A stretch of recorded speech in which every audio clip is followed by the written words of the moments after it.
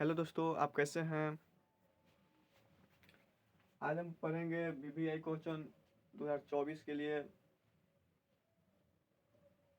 Question है बिंदु -4, 3 किस चतुर्थांश में स्थित है। चतुर्थांश निकालने का एक अच्छा आइडिया हम बताता हूँ।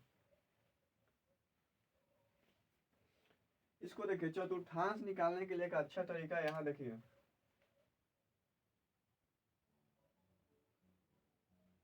ये एक्स होता है, ये एक्स डैश, ये वाई और ये वाई डैश। ठीक है, इसको कहते हैं प्रथम, द्वितीय, तृतीय, चतुर्थ। ये प्रथम पद, द्वितीय पद, तृतीय पद, चतुर्थ पद। इधर देखिए, प्रथम पद में सभी संख्या का मान प्लस में होता है, और दूसरा में होता है माइनस प्लस, माइनस एक प्लस, और तीसरा में माइनस माइनस, और चौथा में प्लस माइनस।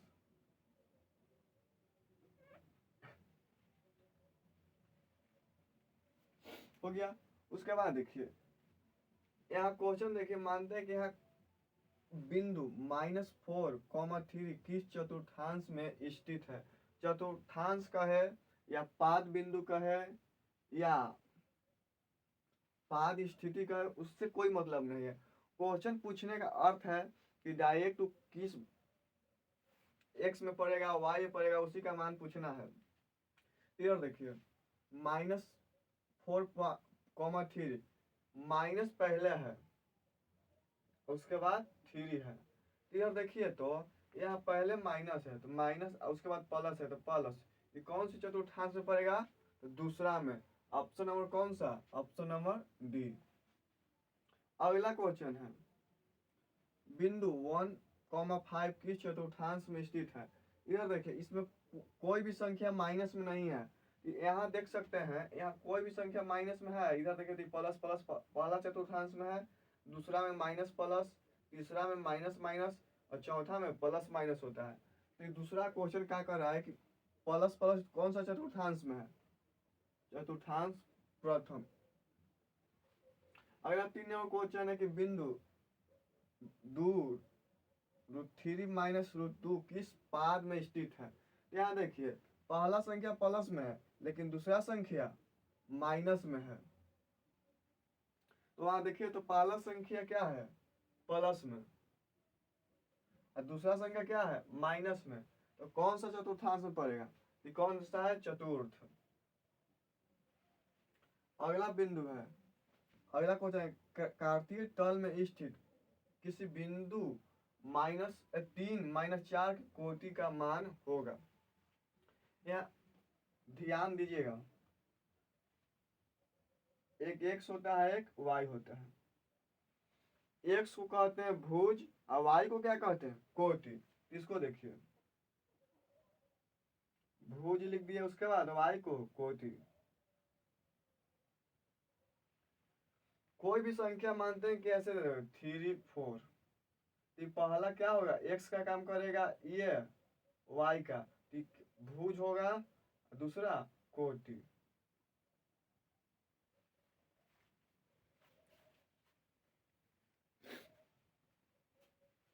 इसी तरह कार्तीय तल में स्थित किसी बिंदु 3 - 4 के कोटि का मान है। इधर देखिए, एक्स वाला को भुज कहते हैं, वाई वाला को कोटि कहते हैं।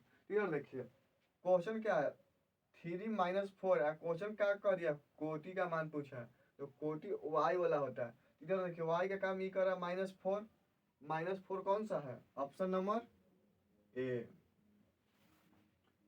5 नंबर क्वेश्चन यहाँ देखिए, तो मानते हैं कि कोई भी संख्या 1 2 3 4 5 माइनस में इधर होते हैं। यहाँ देखिए, तो एक्स का काम यहाँ 0 कर रहा है, इसका भी मान 0।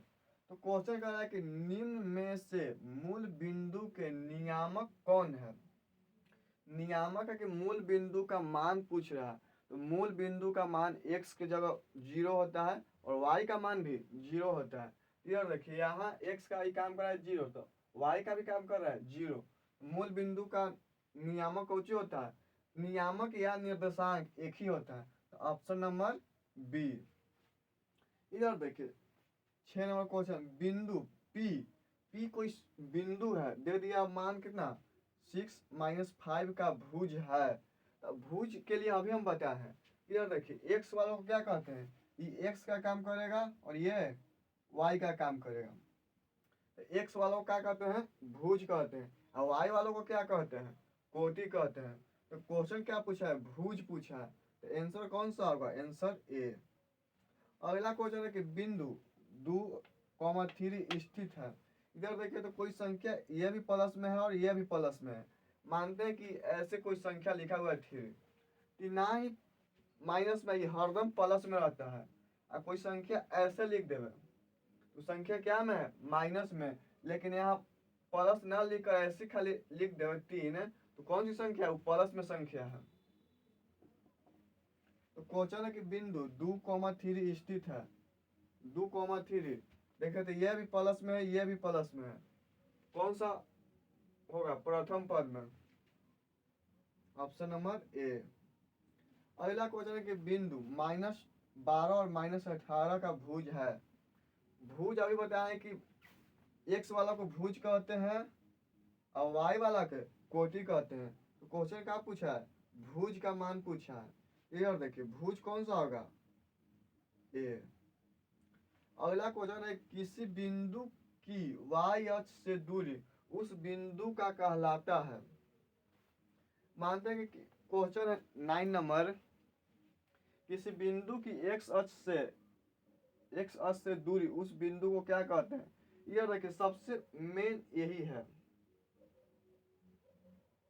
एक्स अक्ष कह रहा है, एक्स अक्ष कहेगा तो वाई का, एक्स वाई अक्ष पूछा है तो आंसर क्या होगा, एक्स अक्ष। क्वेश्चन यहाँ जो पूछे एक्स पूछेगा तो वाई होगा और वाई पूछे तो एक्स होगा।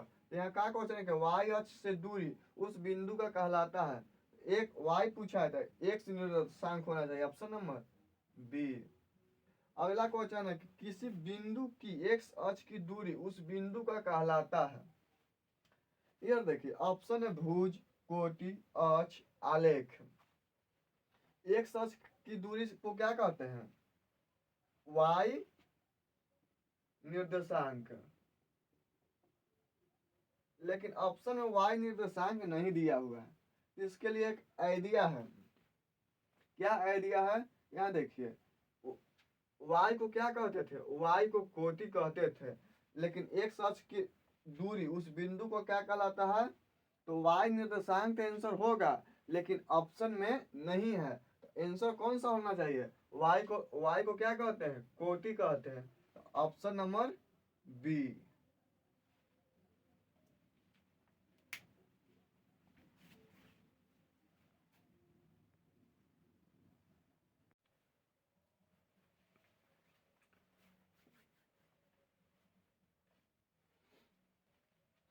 हमारा अगला क्वेश्चन है, किसी घटना की पर्येकता नहीं हो सकती है।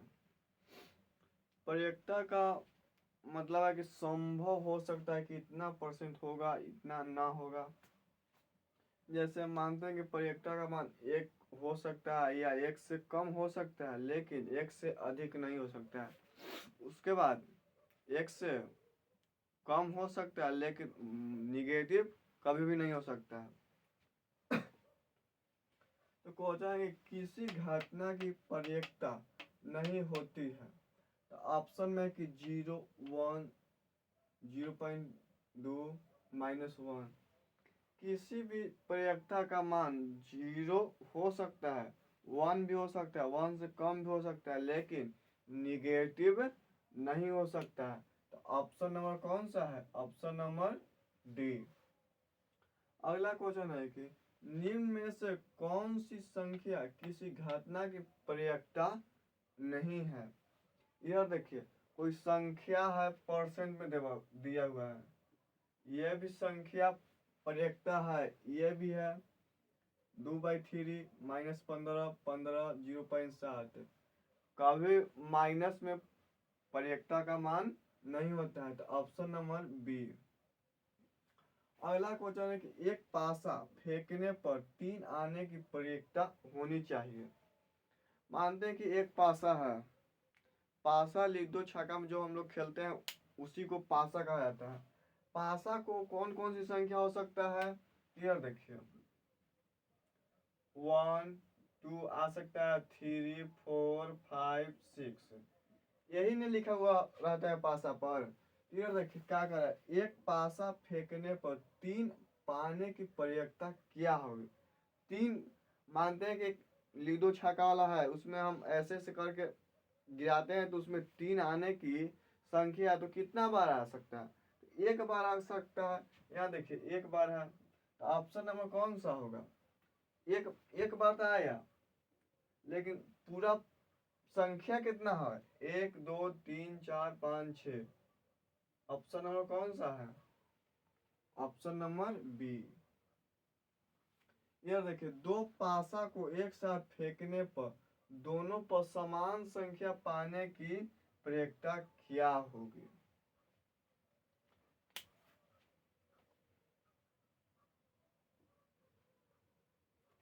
यहाँ देखिए क्या कर रहा है कि दो पासा को एक साथ फेंकने पर दोनों पर समान संख्या पाने की प्रवृत्ति क्या होगी। मानते हैं कि दो गो है, उसमें एक एक आ सकता है, 1 2 आ सकता है, 1 3 आ सकता है, 1 4 आ सकता है, 1 5 आ सकता है, 1 6 आ सकता है।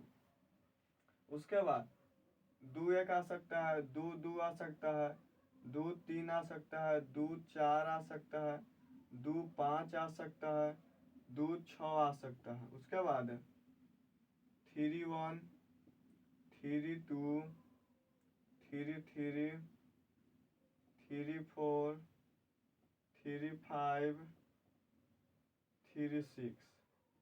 उसके बाद 4 1 4 2 4 3 4 4 4 5 4 6। उसके बाद 5 1 5 2 5 3 5 5 5 4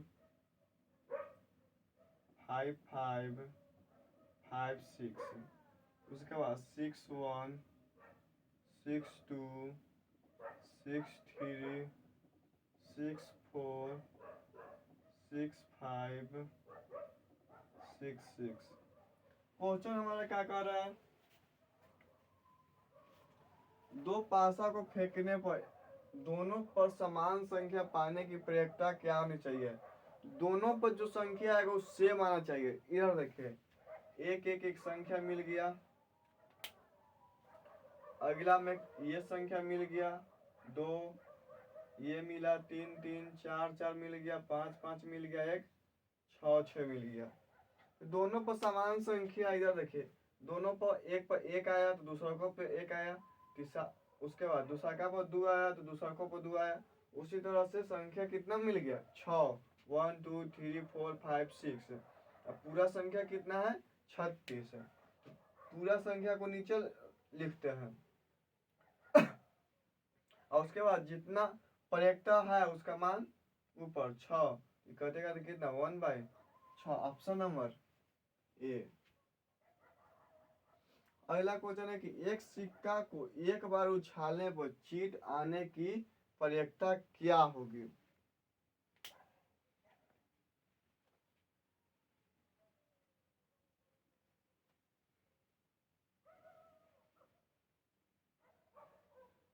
यार देखिए, मानते हैं कि एक सिक्का है, सिक्का पे एक हेड या एक टेल आ सकता है और कुछ आ सकता है नहीं, तो वहां कह दिया क्या, एक सिक्का को उछालने पर चीट आने की प्रवृत्ति, मतलब टेल आने की प्रवृत्ति करता है। तो एक पर आ सकता है हेड या टेल आ सकता है और कुछ आ सकता है नहीं। तो एक सिक्का को उछालने पर चीट पाने की प्रवृत्ति क्या होगा, चीट पाने की प्रवृत्ति कितना 1, और पूरा संख्या कितना है 2, तो ऑप्शन नंबर सी। अगला क्वेश्चन है कि निम्नलिखित में कौन सी घटना की प्रवृत्ति नहीं हो सकती है। नहीं हो सकती है। इधर देखिए तो परसेंट में ई हो सकता है, ये भी हो सकता है, लेकिन इधर देखिए तो 9/8, 9 ऊपर बड़ा है, 8 छोटा है, तो ये संख्या एक से अधिक हो जाएगा, लगभग 1.0 के आसपास हो। इसको भाग देकर देखते हैं।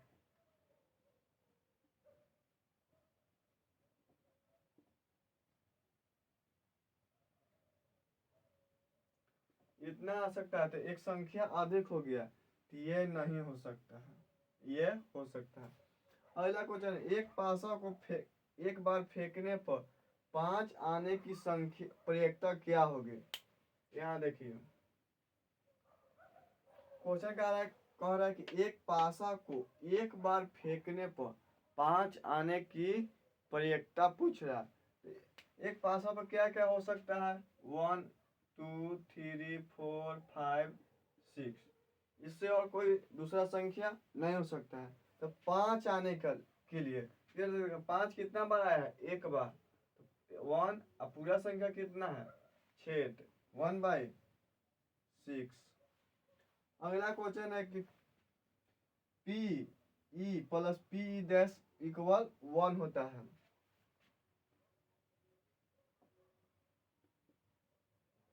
P E plus P dash equal 1, option number B. अगला क्वेश्चन है, इधर देखिए, पी ई का मान इतना है और पी ई डैश का मान पूछ रहा है। इधर देखिए पी का मान कितना है? 0.05, प्लस पी ई डैश का मान पूछ रहा है इक्वल 1। इधर देखिए जब ये प्लस में है तो इधर आएगा तो क्या होगा? माइनस में।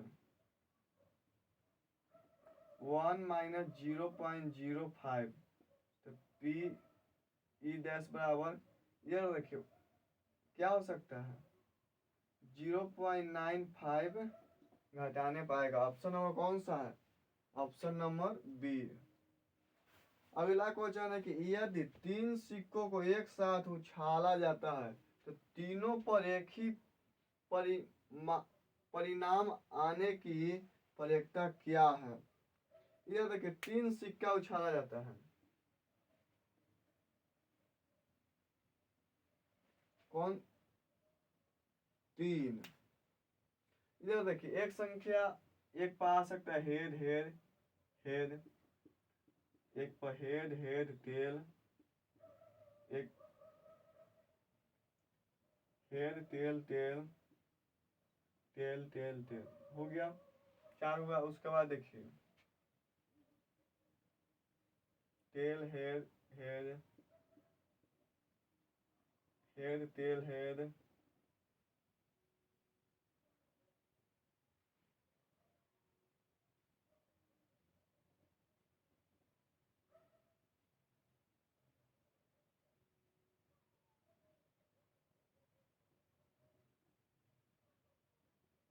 1 2 3 4 5 6 7। एक और संख्या होगा, कौन सी संख्या होगा?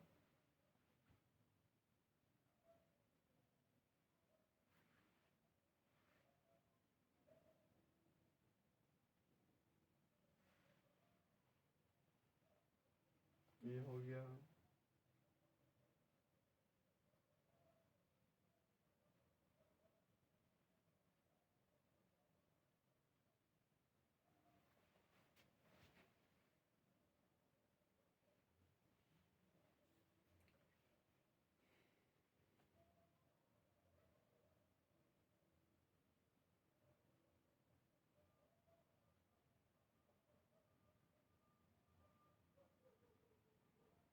एक संख्या हो सकता है tail tail head, tail tail head.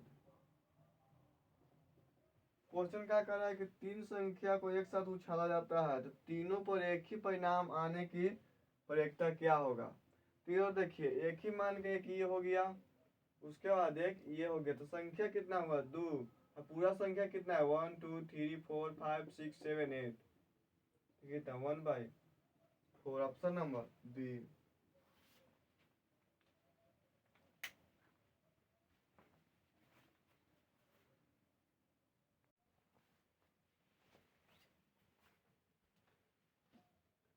हमारा अगला क्वेश्चन है बहुलक। बहुलक उस संख्या को कहते हैं जो दिए गए संख्या में सबसे अधिक हो, उसी को बहुलक कहते हैं। ये देखिए 2 3 5 4 3 2 3 1 3 का बहुलक है। इधर देखिए इसमें सबसे अधिक संख्या कौन सा है? 3 1 2 3 4, 3 कितना बार है? 4। सबसे अधिक वही संख्या है, आंसर वही हो जाएगा। अगला बहुलक कर रहा है, सबसे अधिक जो संख्या रहेगा उसी का मान बहुलक होगा। इधर देखिए 7 है, एगो 2 3 4 सबसे अधिक संख्या है, ऑप्शन नंबर सी। अगला क्वेश्चन उसी तरह से 3 है। यार देखिए अगला 24 है। यदि 6 8 9 और x तथा 13 का माध्य 10 है तो x का मान ज्ञात करें। इधर देखिए इसको बनाने के लिए क्या करेंगे? 6x प्लस 8 उसके बाद plus 9 plus x plus 13 by equal कितना 10। जो माध्य उस संख्या को कहते हैं जो दिए गए पूरा संख्या में को जोड़कर जितना संख्या आता है उससे भाग देते हैं। इधर तक की संख्या कितना है? 1 2 3 4 5, 5 से भाग दे दिए। उसके बाद जोड़िए 6 8 14, 14 9 23, 23 13, 36 प्लस x बराबर। इधर देखिए गुना का क्रॉस 36 प्लस x बराबर कितना? 50। तो x बराबर 50 माइनस 36, x बराबर कितना? 14। ऑप्शन नंबर कौन सा है?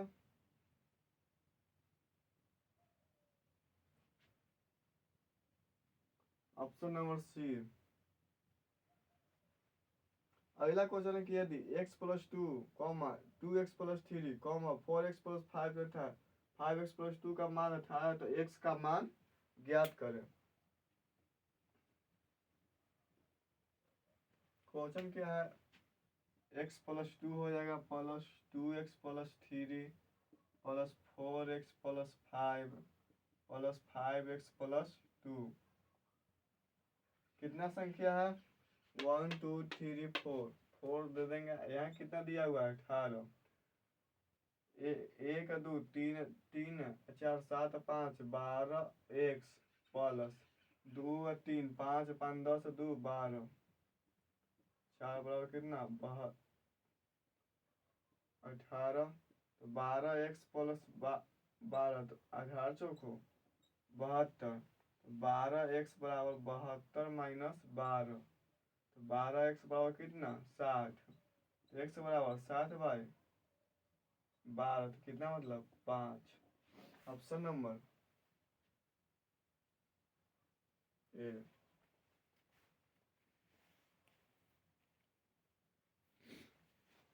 अगला क्वेश्चन है कि 2 7 5 3 1 का माध्यिका ज्ञात करें। इधर देखिए माध्यिका ज्ञात करने के लिए क्या करते हैं? सबसे पहले बढ़ते क्रम या घटते क्रम में लिख लीजिए संख्या दिया हुआ है। इसको हम बढ़ते क्रम में लिखते हैं 2 3 5 7 8 हो गया। उसके बाद उसको बीच बीच अलग अलग कर दीजिए। तो यार देखिए तो 2 को अलग कर दीजिए, 2 को अलग, बीच में क्या बच गया? यही माध्यिका हो गया। Option number C. अगला क्वेश्चन उसी तरह से है। बढ़ते क्रम में पहले लिखते हैं 2 2 3 5 6 7 9, अलग अलग संख्या कीजिए। Answer 5, none of these. अगला क्वेश्चन है कि 13 और 17 का समांतर माध्य। माध्य का मतलब होता है कि पूरा दिए गए संख्या को जोड़ते हैं और जितना संख्या आता है उसको भाग करते हैं। तो 13 प्लस 17 बाई 2, 2 को संख्या है तो कितना? 30 बाई 2, तो कितना? 15। अगला क्वेश्चन है कि वर्ग अंतराल इतना इतना का वर्ग चिन्ह है। ये दोनों को जोड़कर 2 से भाग दे दिए। 10 प्लस 2/2 कितना 15। माध्यिका क्वेश्चन पूछा है कि 2 3 4 5 6 का माध्यिका क्या होगा।